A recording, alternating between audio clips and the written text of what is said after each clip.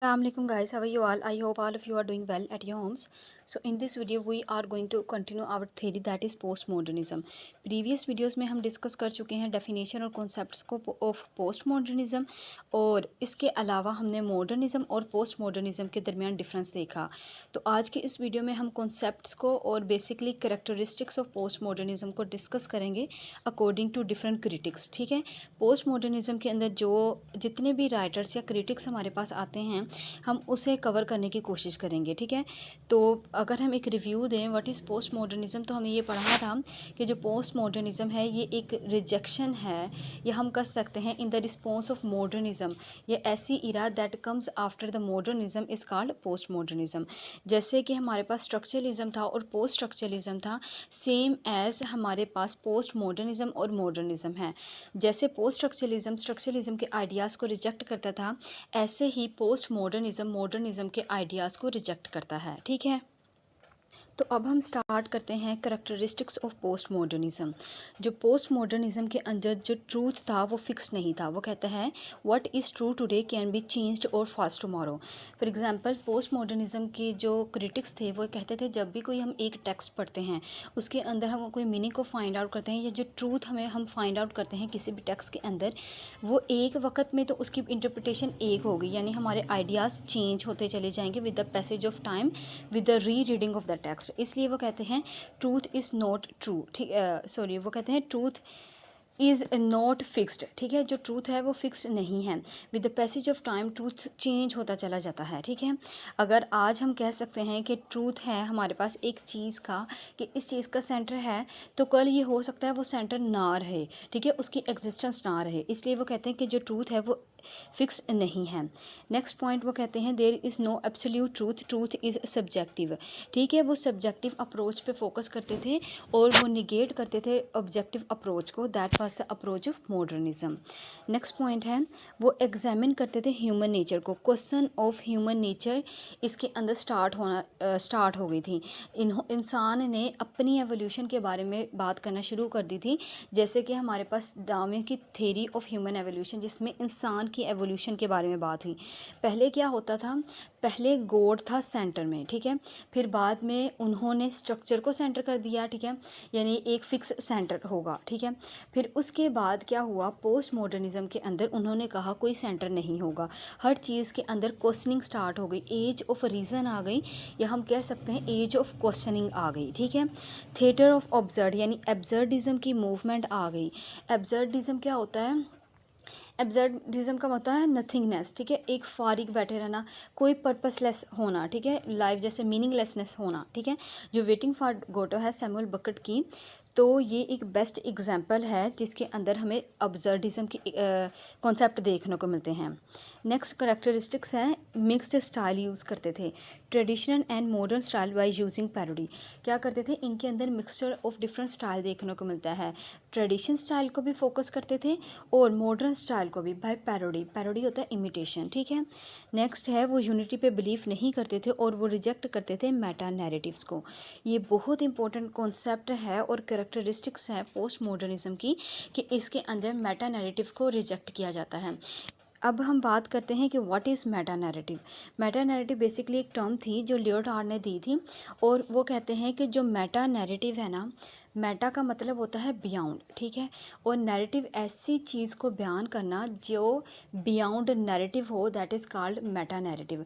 यानी अगर हम कह सकते हैं कि किसी ऐसे सब्जेक्ट के बारे में या किसी ऐसे टॉपिक के बारे में बात करना जिसके अंदर हमें एब्स्ट्रैक्ट आइडियाज़ मिले, यूनिवर्सल ट्रूथ मिले। ठीक है, वो होता है मेटा नैरेटिव्स। ठीक है, ये फर्दर हम इसको जब लियोटार्ड को डिस्कस करेंगे हम इसको इलेबोरेट करेंगे। ठीक है, नेक्स्ट पॉइंट है सोशल आइडेंटिटी इज़ कंस्ट्रक्टेड। ठीक है, सोशल आइडेंटिटी कंस्ट्रक्ट हो रही थी through the interpretation of reader. ठीक है, वो बिलीव करते थे on knowledge and power relation. What is the relation of knowledge and power, वो कहते हैं if you have knowledge then you have power, ठीक है। अगर आपके पास नॉलेज है तो आपके पास पावर है, अगर आपके पास नॉलेज नहीं है तो इट्स मीन आपके पास पावर नहीं है। वो जो ट्रेडिशनल कॉन्सेप्ट्स ऑफ नॉलेज था या ट्रेडिशनल कॉन्सेप्ट ऑफ पावर था जो फोकस करते थे अथॉरिटी पे, ठीक है।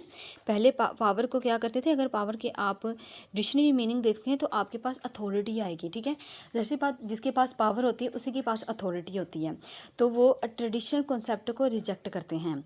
तो इनके दरमियान वो बिलीव करते थे नॉलेज और पावर के रिलेशनशिप को। इसके अलावा वो आयरनी का, डार्क ह्यूमर का और प्लेफुलनेस का यूज़ करते थे। प्लेफुलनेस क्या होता है? प्लेफुलनेस एक ऐसी क्वालिटी होती है, the quality of being full of fun और to find occasions for amusement in a text is called playfulness, ठीक है। क्या वो यूज़ करते थे? आयरनी के साथ प्लेफुलनेस का यूज़ करते थे।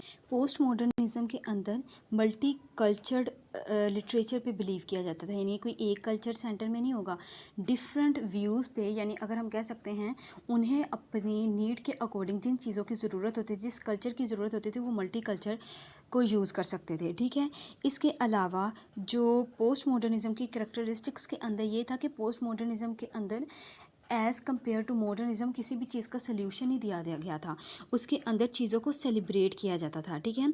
इंटरप्रेट किया जाता था टेक्स्ट को according to the reader, reader की कॉन्टेक्स्ट के अकॉर्डिंग, यानी रीडर खुद किसी भी टेक्स्ट को इंटरप्रेट करता था, ठीक है। मल्टीपल रियलिटीज़ हमें देखने को मिलती हैं पोस्ट मॉडर्निज़म के अंदर। उसके अलावा इसके अंदर हमें मिक्स स्टाइल देखने को मिलता है। और इसके अलावा अगर हम देखें पोस्ट मॉडर्निज़म की बेसिक कॉन्सेप्ट्स को, तो मैंने आपको प्रीवियस वीडियो में बताया था, जस्ट अ मिनट, एक मिनट, हाँ। पहले हमारे पास जो पोस्ट मॉडर्निज़म जब स्टार्ट हुई उसके बाद हमारे पास क्या आता है, पोस्ट स्ट्रक्चरलिज्म भी आ गया, ठीक है। इसके अलावा कौन सी थेरी आई थी हमारे पास, मार्क्सिज्म भी आ गया, पोस्ट कॉलोनियल लिटरेचर भी आ गया, ठीक है, क्योंकि कॉलोनियलिज्म तो ख़त्म हो गया था, ठीक है। और जिन जो इलाके कॉलोनाइज्ड किए गए थे वो भी ख़त्म हो चुके थे, इसलिए हमें पोस्ट कॉलोनियलिज्म का लिटरेचर देखने को मिलता है, कॉमनवेल्थ लिटरेचर देखने को मिलता है। तो इस तरह ये जो सारी चीज़ें मर्जअप होकर हमारे सामने आई, तो ये जो सारी चीज़ें थी पोस्ट मॉडर्निज़म, यानी after the second world war start हुई थी, जिसके अंदर लोगों के जो बिलीफ थे वो फ्रेगमेंटेड हो चुके थे। और इसी तरीके से हमारे पास एक मोस्ट इम्पॉर्टेंट पॉइंट है मीडिया का। हम इस वक्त जिस वर्ल्ड में रह रहे हैं वो पोस्ट मॉडर्न वर्ल्ड है, ठीक है। इसके अंदर मीडिया का बहुत इम्पोर्टेंट रोल था।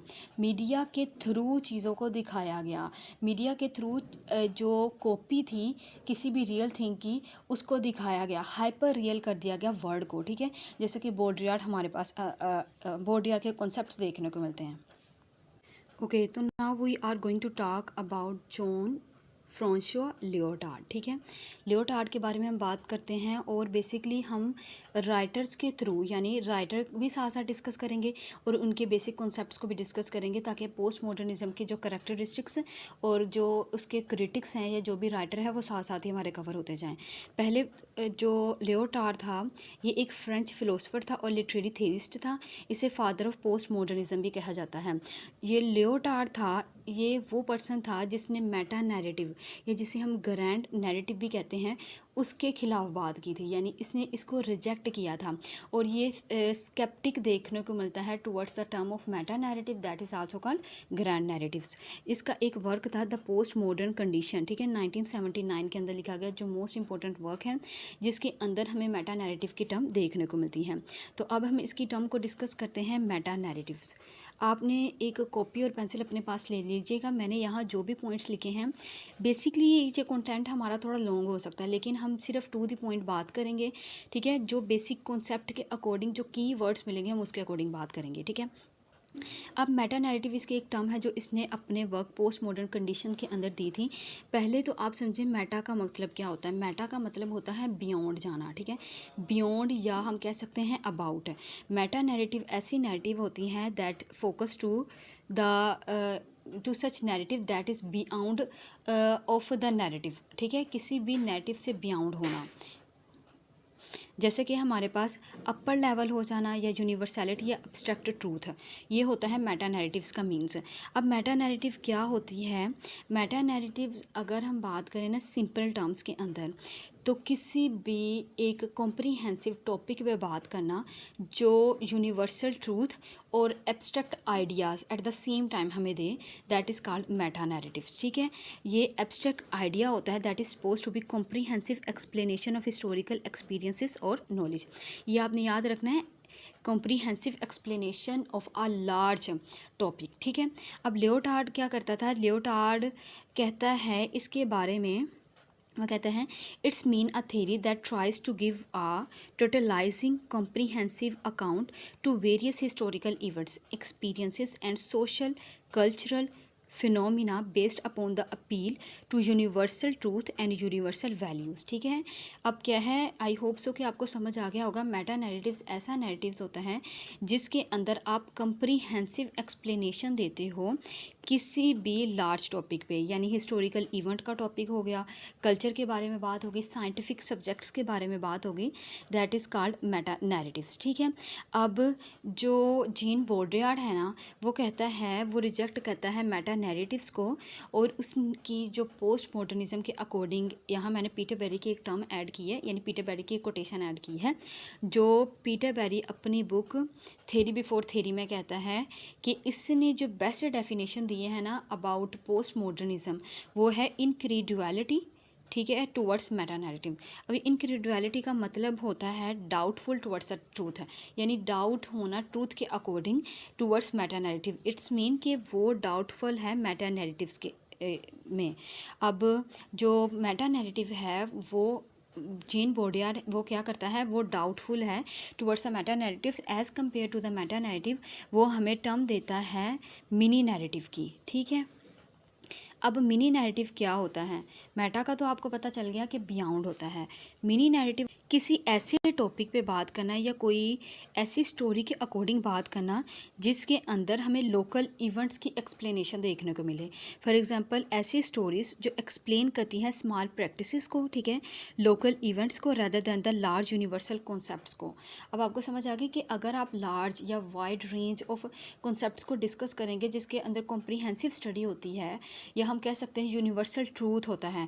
और जब हमने यूनिवर्सल ट्रूथ की बात की तो जो पोस्ट स्ट्रक्चरलिस्ट थे वो तो यूनिवर्सल ट्रूथ के अगेंस्ट थे। ठीक है, तो इसलिए वो मेटा नैरेटिव की के भी अगेंस्ट हैं। वो कहते हैं कि लोकल इवेंट्स पे बात करनी चाहिए, क्योंकि जब आप स्टोरीज़ या लोकल इवेंट्स के बारे में बात करते हैं as compare to the universal concept, तो जो लोकल इवेंट्स होते हैं ना उसके अंदर बेसिकली होती है कॉन्टेम्परेरी, या उसके अंदर टेम्परेरीनेस होती है, वो फिक्स नहीं होते हैं। ठीक है, वो प्रोविजनल होते हैं, वो कंटिंजेंट होते हैं, वो सिचुएशनल होते हैं। वो कहते हैं कि जो मिनी नैरेटिव होते हैं ना वो सिचुएशनल होते हैं, उसके अंदर जो मीनिंग होता है वो फिक्स नहीं होता। ठीक है, वो कंटिंजेंट होते हैं, इसलिए वो बात करते हैं मिनी नैरेटिव्स की। अब यहाँ जो लियोटार्ड वो कहता है we must replace this universal narratives with small local narratives, यानी वो कहते हैं कि हम इस यूनिवर्सल नैरेटिव जो comprehensive study of large topic है उसकी बजाय हम स्मॉल लोकल नैरेटिव्स पे हमें फोकस करना चाहिए ताकि हमें अपनी इंटरप्रिटेशन की भी समझ आ सकें। ठीक है, यहाँ पीटर बेरी की मैंने एक और डेफिनेशन ऐड की है, if you want to read, कि वो कहता है कि we hope for a series of mini narrative की हम उम्मीद करते हैं, क्योंकि जो मिनी नैरेटिव्स के अंदर क्या होता है, कॉन्टिंजेंट होते हैं मीनिंग्स, प्रोविजनल होते हैं, कंटेम्परेरी होते हैं और रिलेटिव होते हैं, which provide a detail for the specific groups of particular local circumstances है। वो यही कहते हैं कि पर्टिकुलर लोकल सर्कमस्टांसेस के बारे में हमारे पास इन्फॉर्मेशन होती है, इसलिए वो किस पे फोकस करते हैं, वो फोकस करते हैं मिनी नैरेटिव्स की। तो आई होप सो कि अब आपको ये कॉन्सेप्ट समझ आ गया होगा, that is Meta narrative. Meta narrative की टर्म बहुत इंपॉर्टेंट टर्म है, अपने ये याद रखनी है कि मेटा का मतलब होता है बियॉन्ड, और नैरेटिव ऐसी चीज़ जो बियॉन्ड द नैरेटिव हो, यानी जिसके अंदर यूनिवर्सल ट्रूथ भी हो। ठीक है, और इसके अलावा हमारे पास एब्स्ट्रैक्ट आइडियाज़ भी हों। नेक्स्ट हम बात करते हैं लियोटार्ड का एक और concept, that is fragmentation and discontinuity. ठीक है, अब फ्रेगमेंटेशन और डिसकंटिन्यूटी की अगर आप बात करें तो फ्रेगमेंटेशन का मतलब क्या होता है, पीसीस के अंदर होना किसी चीज़ का। ठीक है, एक होल से पार्ट की तरफ जाना। तो पोस्ट मॉडर्न क्रिटिक्स इम्फेसाइज करते हैं the fragmented and discontinuous nature और कंटेम्परेरी कल्चर की। वो कहते हैं कि जो हमारे पास कल्चर है ना वो फ्रेगमेंटेड हो चुका है और यही फ्रेगमेंटेशन लिटरेचर पे इफ़ेक्ट करती है। और जो राइटर है वो non linear narrative structure use करता है। नॉन लीनियर नैरेटिव स्ट्रक्चर ऐसा स्ट्रक्चर होता है जिसके अंदर कोई क्रोनोलॉजिकल ऑर्डर को फोकस नहीं किया जाता, ठीक है। ये नहीं पता लगता कि कोई प्रॉपर बिगनिंग है, प्रॉपर मिडल है या प्रॉपर एंड है। इसके अंदर वो रिजेक्ट करते हैं ट्रेडिशनल नैरेटिव्स को, ठीक है। वो कहते हैं कि जो वेरियस एलिमेंट्स ऑफ स्टोरी हो सकती हैं जिसके अंदर प्लॉट होता है, करैक्टर होते हैं, थीम्स होते हैं, इमेजरी होती है, ये सारे क्या होते हैं, ये सारे फ्रेगमेंटेड होते हैं और इसके अंदर कोई भी कंटिन्यूटी नहीं होती। तो ये तो था बोड्रियार्ड का लियोटार्ड का कॉन्सेप्ट फ्रेगमेंटेशन एंड डिसकंटिन्यूटी, जिसमें वो फोकस करता है कि कोई भी लिटरेरी टेक्स्ट या हमारे जो कंटेम्प्रेरी कल्चर है वो फ्रेगमेंटेड हो चुका है और यही फ्रेगमेंटेड फॉर्म हमारे लिटरेचर पे भी इफ़ेक्ट करती है, जिसमें जो राइटर है वो नॉन लीनियर स्ट्रक्चर देता है और कोई भी यूनिटी नहीं देखने को मिलती प्लॉट के अंदर, करैक्टर के अंदर, थॉट्स के अंदर, थीम्स के अंदर एक्सेट्रा, ठीक है। Okay, so now we are going to talk about another concept of Lyotard, that is power and discourse. Basically power and knowledge का एक कॉन्सेप्ट है जो मिशेल फोको ने दिया था, ठीक है। और इसने भी जो लियोटार्ड है उसने भी पावर और डिस्कोर्स के बारे में बात की है। और वो क्या कहता है, वो इसने जो पावर और डिस्कोर्स का कॉन्सेप्ट दिया था ना, इसका ये कॉन्सेप्ट है जो लैंग्वेज से रिलेट करता है, ठीक है। इसने ये आइडिया दिया था अबाउट द लैंग्वेज, किस तरीके से वो हम देखते हैं। वो कहते हैं ही believe the language was always part of a large system of power relation and the meaning was constructed through the interaction of different discourses. Basically वो कहते हैं कि जो डिस्कोर्स होती है ना वही लैंग्वेज होती है और जो लैंग्वेज होती है वो डिफरेंट, यानी जब भी किसी भी वर्क का मीनिंग को हम कंस्ट्रक्ट करते हैं तो वो डिफरेंट डिस्कोर्सेस के मिलने से, आपस में मिलने से कंस्ट्रक्ट होता है किसी भी वर्क का मीनिंग, ठीक है। इसलिए वो बात करता है डिस्कोर्स की। वो कहता है he emphasise the importance of difference and diversity and reject the idea of single universal truth और नैरेटिव्स। वो कहता है कि अगर बेसिकली ये जो कॉन्सेप्ट है ये फोकस करता है कि if you have discourse then it's mean you have power, ठीक है, पावर। अब वो बात करता है, वो कहता है कि अगर हमारे पास लैंग्वेज है, ठीक है, तो लैंग्वेज यानी डिफरेंट डिस्कोर्सेज हैं, तो वो डिस्कोर्सेज जब आपस में मिलेंगी तो उनके इंट्रैक्शन से ही हम मीनिंग को कंस्ट्रक्ट कर सकते हैं, ठीक है। वो किसी भी एक मीनिंग या यूनिवर्सल ट्रूथ ऑफ नैरेटिव पे रिलाई नहीं करता। और वो यही बात करता है कि जो हमारे पास डिस्कोर्सेज होती हैं, जब डिस्कोर्सेज आपस में मिलेंगी तो फिर ही हम डिफरेंट मीनिंग्स को कंस्ट्रक्ट कर सकते हैं। और जब हम मीनिंग्स को कंस्ट्रक्ट कर लेते हैं तो वो हमारे पास पावर आ जाती है, यानी वो हमारे पास पावर होती है जब हम मीनिंग को कंस्ट्रक्ट करते हैं, ठीक है। Okay, so this is all about of today's video. आज की वीडियो में हमने डिस्कस किया है कैरेक्टरिस्टिक्स ऑफ पोस्ट मॉडर्निज्म और इसका एक क्रिटिक को हमने कवर किया है, दैट इज़ लियोटार्ड, ठीक है। हमने उसके बेसिक कॉन्सेप्ट्स पे फोकस किया है, हमने मेटा नैरेटिव्स को देखा, ठीक है, उसके वर्क फ्रेगमेंटेशन और डिसकंटिन्यूटी के बारे में बात की और पावर एंड डिस्कोर्स की बात की। तो आज की वीडियो में बस इतना ही। इंशाल्लाह हम नेक्स्ट वीडियो में मिलते हैं जिसके अंदर हम बात करेंगे जीन बोड्रियार्ड की, ठीक है। अब जूलिया क्रिस्टीफा के कुछ कॉन्सेप्ट्स को और जो बाकी कॉन्सेप्ट्स रह गए हैं पोस्ट मॉडर्निज्म के उसको कवर करने की कोशिश करेंगे। So this is all about of today's video. If you have any query please इसको दोबारा देखिएगा और इसके अलावा अगर आपको कोई भी क्वेरी हो तो आप मुझसे कमेंट सेक्शन में पूछ सकते हैं। अपना बहुत सारा ख्याल रखिएगा, दुआ में याद रखिएगा। अल्लाह हाफिज़।